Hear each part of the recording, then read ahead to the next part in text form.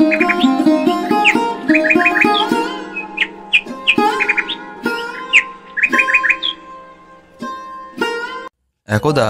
এক বনের ধারে প্রকাণ্ড একটা বটগাছের নিরিবিলি ডালে এক কাক দম্পতি বাস করত। আর ওই বটগাছের একটি গর্তে বাস করত একটা কৃষ্ণ সর্প।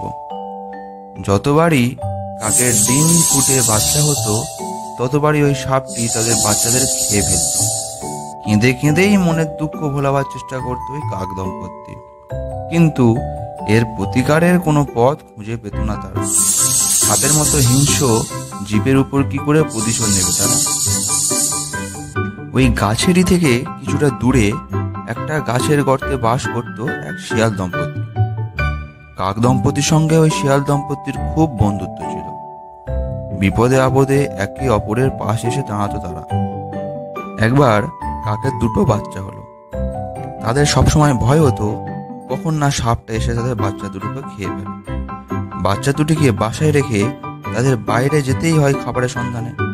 তাই মা কাকটি বলল, ওগো চলো না গো, আমরা এই গাছ ছেড়ে দিয়ে অন্য কোনো গাছে গিয়ে বাসা বাঁধি। তখন পুরুষ কাকটি বলল, তাই যেতে হবে দেখছি, তবে যাবার আগে আমাদের শিয়াল বন্ধুদের সঙ্গে এই বিষয়ে কথা বলতে হবে। পশু পাখিদের মধ্যে শিয়াল খুব চতুর এবং বুদ্ধিমান। ওরা হয়তো সাপকে শাস্তি দেওয়ার একটা বুদ্ধি বার্তা দিতে পারে।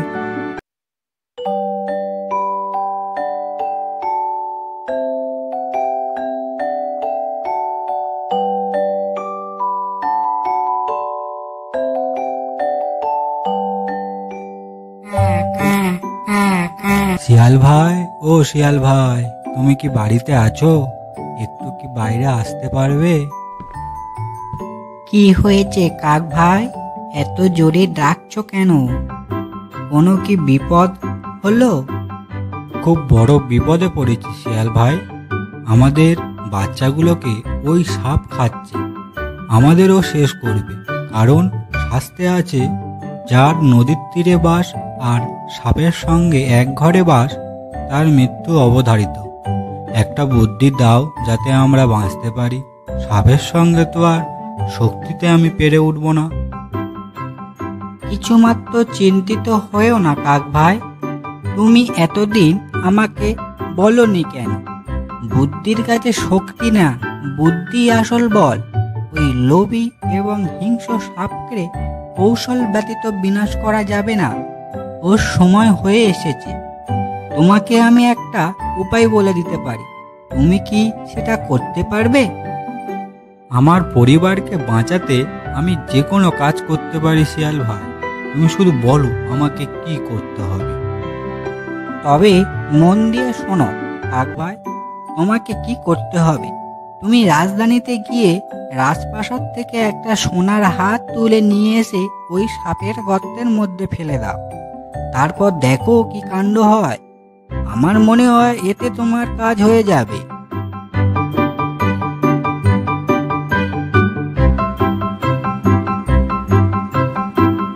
শিয়ালের কথা মতো কাক এসে রাজপ্রাসাদের পাঁচিলের উপর বসল। সে দেখল অদূরে এক সরোবর। সেই সরোবরে এক রাজকন্যা পোশাক ও অলঙ্কার তীরে রেখে জলক্রীড়া করছে। কাক ভাবল এই সুযোগ, তাই সে সেখান থেকে একটা কনক হার তুলে নিয়ে আকাশে উড়ে গেল।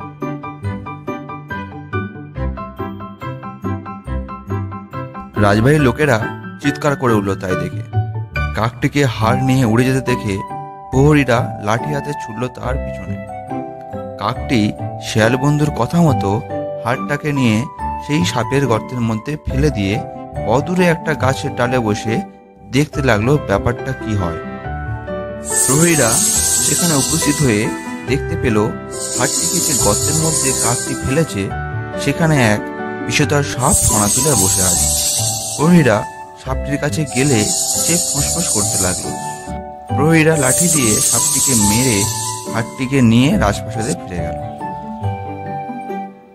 এইভাবে শিয়াল বন্ধুর পরামর্শ মতো কাজ করে শত্রুর হাত থেকে পরিত্রাণ পেয়ে মহাসুখে সেখানেই বাস করতে লাগলো কাক দম্পতি।